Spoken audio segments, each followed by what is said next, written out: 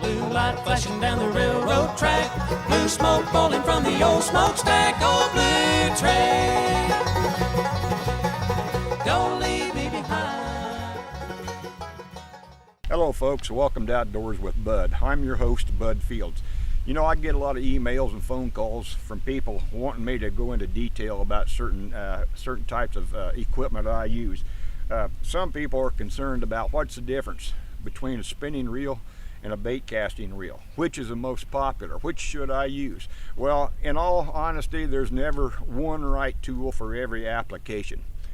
I'm going to talk to you first about a spinning reel. A spinning reel, a lot of people does not think you can use it for bass fishing because normally they're smaller, they're not heavy, not as heavy as a bait caster, but a lot of people like myself like to use a spinning reel for finesse fishing. So what I would like to do today, I'm going to show you a little bit about a spinning reel and some of the adjustments that you need to make on it, and basically anybody can master these. They're not all that difficult.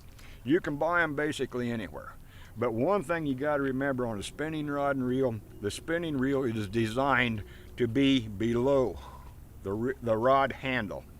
Now I'm right-handed, so most of the time you're going to see me use this. The rod will be in my right hand, and I'm going to be using my left hand to turn the crank to reel it. So a spinning reel most of the time is used by a lot of anglers because you can use lighter weight line such as 6, 8, maybe 10 pound test line. Most of the time I use 8 pound test line on a spinning reel. And they've got drag adjustments, they've got a lot of adjustments on them, and they do need to be cleaned and maintained just like anything. The longer, the better care you take on it, the longer it's going to last you. Now the first thing people want to know, how do you actually use it? Now bear in mind I'm right-handed. If you're left-handed, you're going to be using it just a little bit different. But I hold the rod and reel in my right hand. I take my index finger of my right hand, I reach down and I pull the line up. With my opposite hand, I will open what they refer to as a bail. It's the wire thing that goes around the front of the face of the reel, and open it up. Once you do that, only thing you're doing, you're holding that line with your finger and you're basically ready to cast. All you have to do to cast that then is to bring the rod back, bring it forward, put your finger down, and the weight of the lure will propel the line out to the water. Just very simply throw it out there. Now, there is also a drag adjustment that needs to be done, and a lot of fish, a lot of trophy fish are lost because of improper adjustment of the drag. What the drag is actually the resistance on the reel against the weight of the fish and the fish fighting it, and you want that drag to be set just right. In this particular reel, the drag adjustment is on the very front. It's just a little knob, you can rotate it back and forth. And when you do that, you will hear a little audible click in there. Some reels will have the drag on the back. But what you want to do in most cases is when you first get your reel on there, the way I like to check my drag, I will just simply hold it and I'll take my hand and just try to manually pull some line through that reel. Now if you watch as I'm doing that, you can see that spool spin. If you get it way too loose, you can pull the line out real easy. Well, if you do that, that fish is going to strip as much line out there, then you're going to have to battle him to get him back.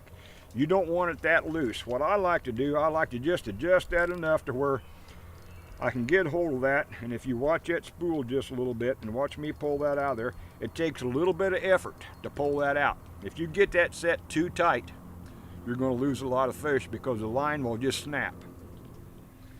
But a spinning reel is a great tool to have. You can use it for fishing for all kind of panfish. You can use it for bass, and the bigger series, this particular one is a 30 series. Some of them make a 10, which is like an ultralight, very small. Then they've got a 20 and a 30. The 20s and 30 series around this area are very popular.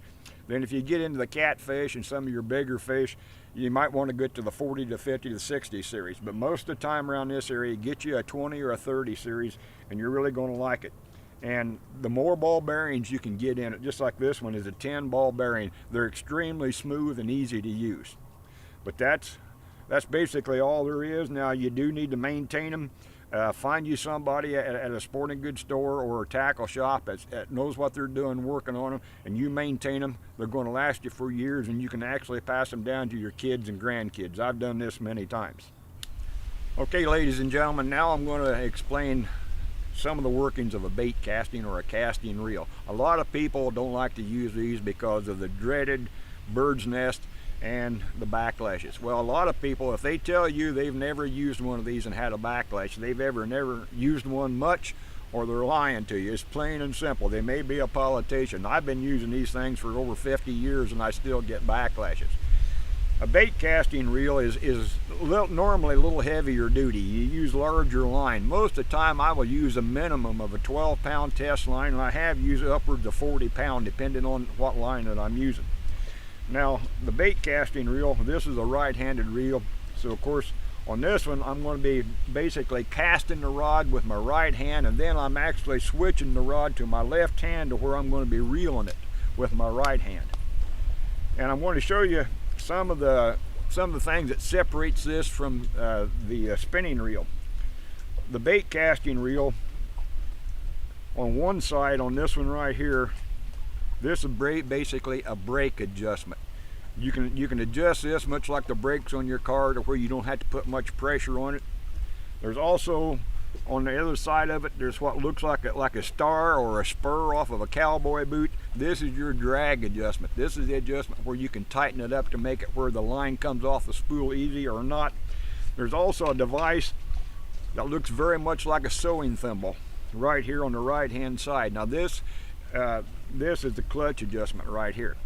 Now, the thing about it is some of them has got, like this one right here, this has got a thumb release where you push the thumb bar down, then you use your thumb. When you push the thumb bar down, the spool goes in